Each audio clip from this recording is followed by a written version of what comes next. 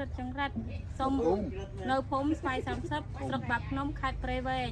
បាទសូមអំណរគុណទៅដល់ម្ចាស់ជំនួយដែលបានឧបត្ថម្ភផ្ទះឲ្យនាងខ្ញុំមួយខ្នងសូមជូនពរឲ្យជួបតែសុខឲ្យជួបតែសុខជួបតែលៀបសុខសប្បាយគ្រប់គ្នា